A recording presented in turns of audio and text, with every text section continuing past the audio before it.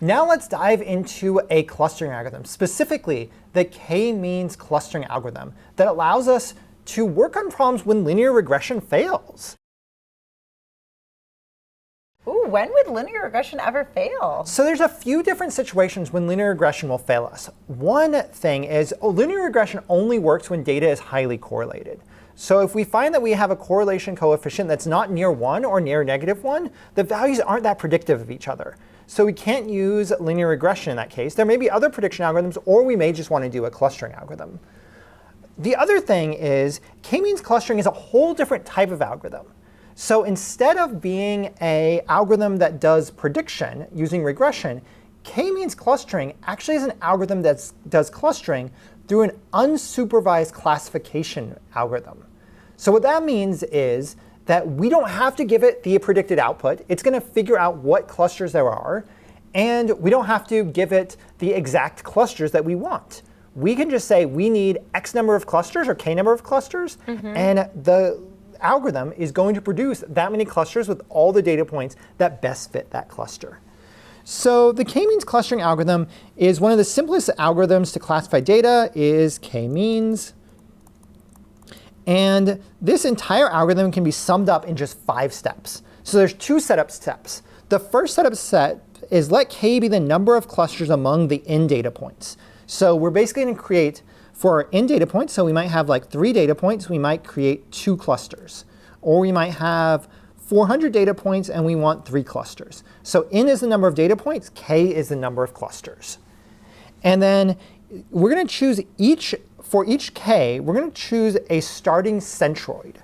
So a centroid is a non-data point that we refer to as c with an underscore. So we'll say like c0 for the first centroid, c1 is the second centroid, c2 is the next centroid. Got it. So we're going to go all the way up to k-1. So if we have 3 clusters, we're going to have a centroid 0, a centroid 1, and a centroid 2.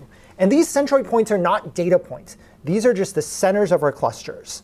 So these should never be thought of as data points, but just points in the same spaces the data is in. So then this third step is we're going to do the assignment of data to centroids. So for each data point, assign the centroid that is closest to the data. So we want to find the centroid that is the closest location to each data point. And then, so every single data point is going to be labeled with one of the centroids. And the 4th and 5th step is the update step. So we need to update the location of every centroid to be equal to the average value of all data points assigned to the centroid. So remember, we just assigned every single data point to its closest centroid. Now we're going to move the centroid so it's now in the new center location in case it changes positions from round 1 to round 2. And then finally, we're going to repeat steps 3 through 5 until the locations of all centroids move by less than some error. So it may be possible that centroids never completely converge to a single location. They may always change a little bit, but as long as we're getting very little change in location of the centroids, we know we found a really great set of clusters. So I think that it's best to actually go through this algorithm and see it in play. So I have, let's say I want to run a k-means clustering algorithm with k equals 2 and the starting centroids 0, 2, 0, 2, and 0, 2, 0, 4. So let's go ahead and label 2, 2. So I'm going to label this as an x for where the location of centroid 0 is, and a box for the location of centroid 1. And Carly, I've got 3 data points here. Yeah. A data point at 2, 2, data point at 2, 4, and a data point at 8, 8. So the next step is I need to label every single data point for which cluster it's going to be in. And I have cluster 0 that is centered by the x, and cluster 1 that's centered by the square. So this point that's right on top of the x, what centroid is it closest to? Definitely x. Definitely x? Itself. So I'm going to label this point as a 0. What about this point right on the square? So that one is closest to C1. Yeah, closest to the square. Yep. And then this point way out here, is it going to be closer to C1 or C0? C1 for sure. Yeah, so it's definitely closer to point 1. So now I've labeled everything as every data point now belongs to one of the centroids. And now I need to do the compute step, where I'm going to compute the new centroid. Yes. So I'm going to take all the points in centroid 0, which is just that point. So that centroid doesn't move at all. So that's really easy. I can just put the x here. And then I'm going to find out all the points in cluster 1. Cluster 1 has a point at 0.2, 0.4, and a point at 0.808. So now I'm going to take the average location, the k-means in the k-means clustering. So I'm going to take the average x values. So the average of 0.2 and 0.8 is 0.5. 0.5, yep. And the average of 0.4 and 0.8? 0.6. 0.6. So now we have a new central location at 0.5, 0.6. So now I'm going to go down to this next graph and go to 0.5, 0.6, and I'm going to draw a little square right here to note the fact that that is our new centroid. And now I'm going to repeat the step because the last step, or step 5, before I repeat the steps, I'm going to look at step 5. Did these centroids move by a non-trivial amount? Yes. Yeah, they move by a lot. So let's repeat this entire step. So back to step 3, I'm going to have you label all the centroids with me, or all the points to the centroids with me. All right. So as a reminder, this is centroid 0, this is centroid 1, and here at this point, 0.2, 0.2.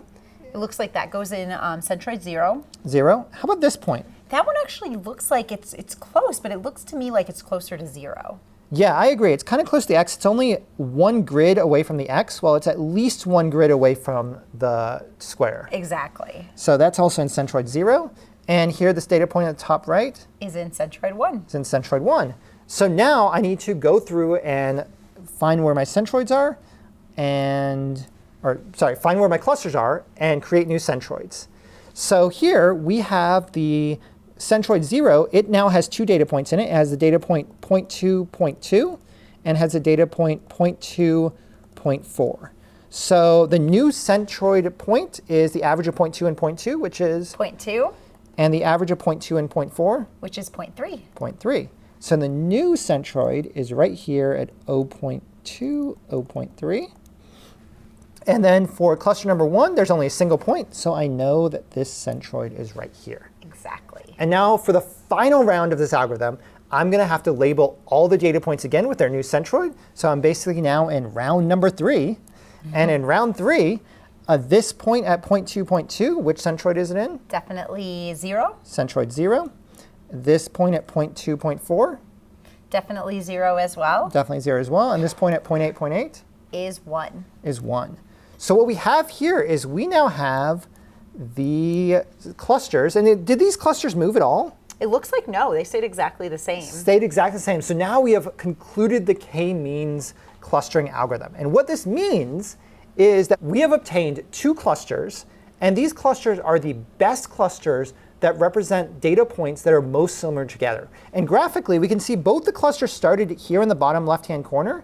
But what we did was we were able to identify that there's actually one data point in the far right-hand corner that is quite a bit different than all the other clusters. It's its own cluster. Right, and it does make a lot of sense. So what we were able to do is just give the computer data, and it was able to learn that the 2 best clusters to make is there's a cluster data in the bottom left, that data is more alike than different, and a cluster in the top right, and that data is also more alike than different. So that's really great. Yeah, that's really great. And we now know exactly how this works by hand, and we're also going to dive into it in Python as well. Sounds great.